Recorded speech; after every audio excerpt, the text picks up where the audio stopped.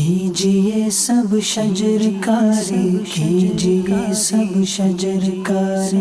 दीनो दुनिया के फवाइद है लिए ये शजरकारी, दीनो दुनिया के फवाइद है लिए ये शजरकारी। प्यारे आका और सहाबा ने भी की है शजरकारी, प्यारे आका और सहाबा ने भी की है शजरकारी। कीजिए सब शजरकारी, कीजिए सब शजरकारी।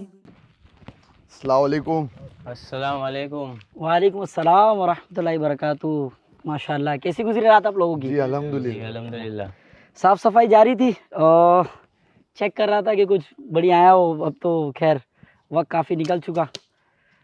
माशाल्लाह, कैसी गुजरी आप लोगों की रात? अल्हम्दुलिल्लाह। नाश्ता वगैरह हो गया जी। भाई कल वो आप ग्रीन हाउस इफेक्ट के बारे में कुछ बताने वाले थे। Green house effect. चलें आज ग्रीन हाउस इफेक्ट से ही शुरू करते हैं कि असल में ये मौजू क्या है। बहुत कुछ तो हम कल हिंट वाइज तो बयान कर चुके हैं, लेकिन एक चीज़ जो हमने बचपन में भी पढ़ी है वो है वाटर साइकिल। हम अभी से नहीं, बचपन से ये सुन रहे हैं कि भाई सूरज आता है, उसकी गर्मी पड़ती है, पानी भाप बन के रखे आसमान में जाता है, और ये जो आसमान में जब ये जाता है तो ये जो वेपर्स होते हैं, ये जो भाप होती है, ऊपर जाके बादल बनते हैं, बादल बनते हैं और जून से लेकर सितंबर तक बारिश होती है। एक नॉर्मल वाटर साइकिल जो हम पहले पढ़ते थे, और यही एक नॉर्मल हीट कंजम्पशन यानी हवा का या टेम्परेचर का चेंज था। लेकिन अभी कुछ अलग है। अलग वो ये है कि मैंने पहले भी बताया, यानी हम जब हीट वेव पे बात कर रहे थे, प्रॉब्लम है कार्बन डाइऑक्साइड या इस जैसी और दूसरी गैसें। जैसे हम लोग जिंदा कैसे हैं? ऑक्सीजन। ऑक्सीजन की वजह से। आपको पता है कि यार हम ऑक्सीजन की वजह से जिंदा हैं, लेकिन ये ऑक्सीजन जब हमारे नाक में जाती है ना, तो इसका मतलब ये नहीं कि हमारे नाक में सिर्फ ऑक्सीजन ही जा रही है। हमारे नाक में अतराफ़ की सारी गैसें जाती है, लेकिन हमारे लंग्स में, हमारे जो फेफड़े हैं, ये उसको फ़िल्टर करके हमारी रिक्वायरमेंट के हिसाब से ऑक्सीजन लेते हैं और अदर चीज़ें बाहर जो है वो फेंक देते हैं। लेकिन ये जो चीज़ें बाहर जाती है ना, by the name of carbon dioxide, इसका एक बहुत बड़ा प्रॉब्लम ये है कि कार्बन डाइऑक्साइड जितना ज़्यादा बाहर होगी, उतना कार्बन डाइऑक्साइड का एमिशन ज़्यादा होगा। ये तो वो है जो इंसान प्रोड्यूस कर रहे हैं। इससे बड़ी तकलीफ़ है हमारे अतराफ़ में मौजूद मशीन्स। मैंने कल भी एसी पर बात की थी। इसी तरह से हम जो डेस्कटॉप यूज़ करते हैं, जैसे जो डेस्कटॉप यूज़ करते हैं तो उसका जो सीपीयू होता है, इसके सीपीयू के पीछे कंप्रेसर होता है, जिसमें से गर्म हवाएं जो है वो कंटिन्यू निकल रही होती हैं। इसी तरह से घर में यूज़ होने वाला ओवन, ये ओवन जो है इसके पीछे भी जो है कंप्रेसर होता है जो हीट बाहर रिलीज़ कर रहा होता है। ऐसे और भी बहुत सारे इलेक्ट्रिकल इक्विपमेंट्स हैं। इन इक्विपमेंट से निकलने वाला ये कार्बन डाइऑक्साइड, ये असल में आता है हमारे क्लाइमेट में। अब हो क्या रहा है, मैंने कल भी बताया कि भाई ये जानी चाहिए थे आसमान में, भाई चले जाते हैं बादल के साथ आसमान में, ये हमारे वॉल में एब्जॉर्ब हो रहे हैं, है ना, जो हमारे आसपास घर है, घरों में एब्जॉर्ब होता है। ये अर्थ सरफेस के ऊपर ये सारी हीट एब्जॉर्ब हो जाती है।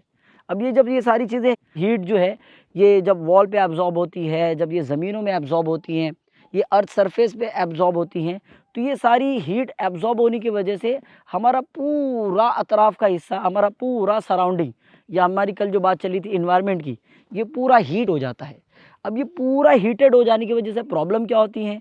प्रॉब्लम ये होती है कि जब इनसे नॉर्मल हवा भी लग के निकलती है तो ये गर्म हवा बन जाती है, जो कि हमने हीट वेव में पढ़ चुके हैं। लेकिन यहाँ बताने का मकसद ये है कि हमारे अतराफ़ में मौजूद कार्बन डाइऑक्साइड, जिसको चाहिए था कि वो ऊपर चला जाता, बार बार घूम घूम कर ये साइकिल हमारे बाजू में ही हो जाता है।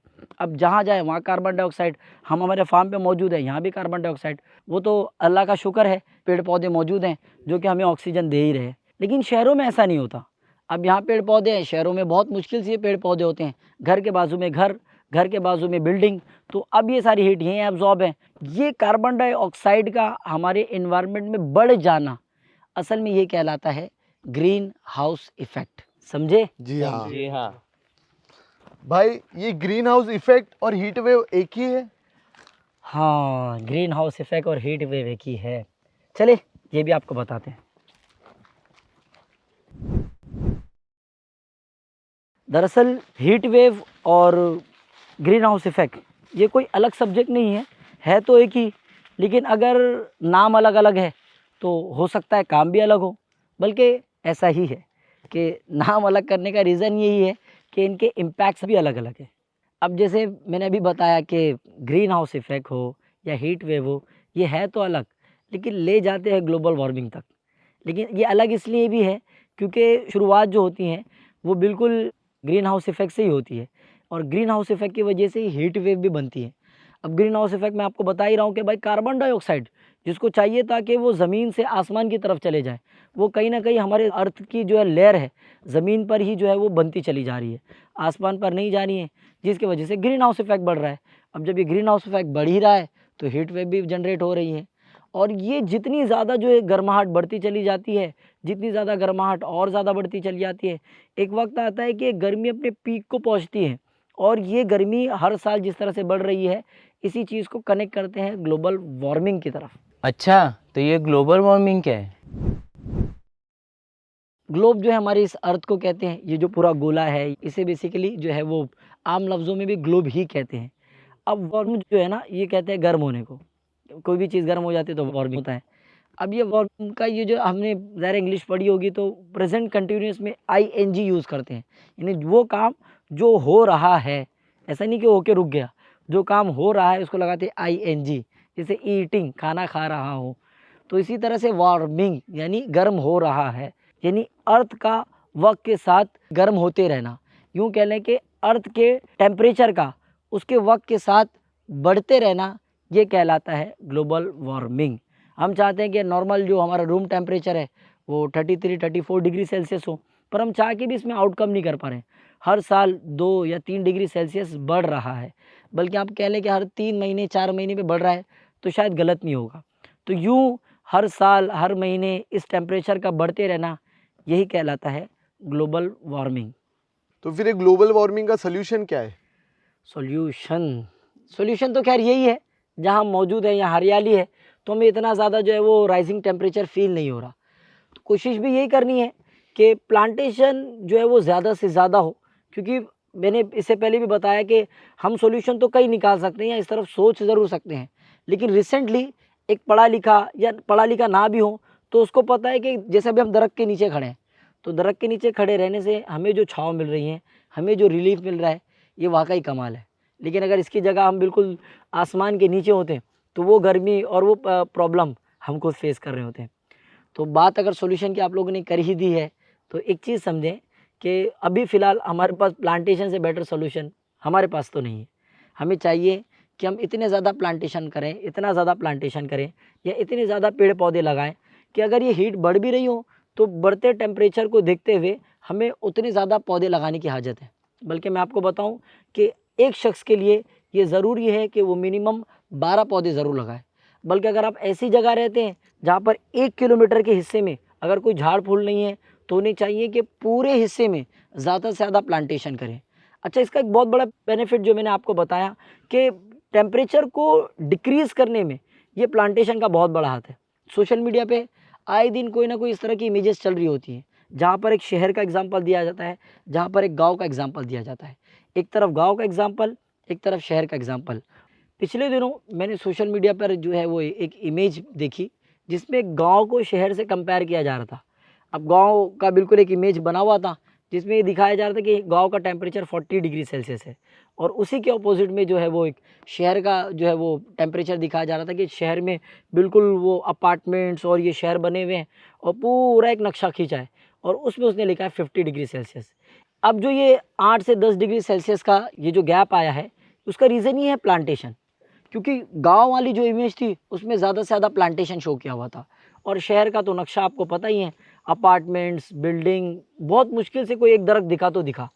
तो जैसे कि मैंने बताया कि अगर आपको आपके 1 किलोमीटर के अहाते में, 1 किलोमीटर के सर्कमस्टेंस में अगर आपको लगता है कि यहाँ कोई भी झाड़ नहीं है तो प्लीज़ ऐसी जगहों पर पहला फोकस ये करें कि वहाँ पेड़ पौधे लगाएं। बल्कि FGN चैनल के नाजरीन, अगर आपके भी अतराफ़ में, आपके भी सराउंडिंग में अगर पेड़ पौधे ना हो तो मैं आपसे रिक्वेस्ट करूंगा कि इस तरफ आएँ और ज़्यादा से ज़्यादा पेड़ पौधे लगाएं। इसका फ़ायदा आप खुद फील करते हैं। अभी हम एक दरख्त के नीचे हैं और हम खुद इसकी ठंडक, इसकी छाँव और बल्कि एक रिलीफ महसूस कर रहे हैं। जी हाँ, ये पेड़ पौधे एक बेहतरीन रिलीफ का काम करते हैं। ऐसा ही है ना अदनान भाई? सही बात है। सही है भाई, तो फिर कितने पेड़ पौधे लगाना होगा जिससे टेम्परेचर पहले जैसा हो जाए? हाँ, वैसे पेड़ लगाने से ज़्यादा ना पेड़ों को बचाने के बारे में बात करनी थी, क्योंकि एक बड़ा टॉपिक है डिफॉरेस्टेशन। क्योंकि जितनी तेज़ी के साथ पेड़ काटे जा रहे हैं उतनी तेज़ी के साथ पेड़ लगाए नहीं जा रहे। तो मुझे ऐसा लगता है कि पहले हमें डिफॉरेस्टेशन पे बात करना चाहिए। एफजेएन चैनल के नाजरीन, क्या आप जानना चाहते हैं कि डिफॉरेस्टेशन क्या है और हमें कितने पेड़ पौधे लगाने की हाजत है कि हमारा टेम्परेचर पहले जैसा हो जाए? क्या अभी जितने पेड़ पौधे हैं इतने काफ़ी हो जाएंगे? सब कुछ जानेंगे अगले एपिसोड डिफॉरेस्टेशन में। तो देखना ना भूलें, ओनली ऑन एफजेएन चैनल। कीजिए सब शजरकारी, कीजिए सब शजरकारी, दीनों दुनिया के फवाइद है लिए ये शजरकारी, दीनों दुनिया के फवाइद है लिए ये शजरकारी। प्यारे आका और सहाबा ने भी की है शजरकारी, प्यारे आका और सहाबा ने भी की है शजरकारी। कीजिए सब शजरकारी, कीजिए सब शजरकारी।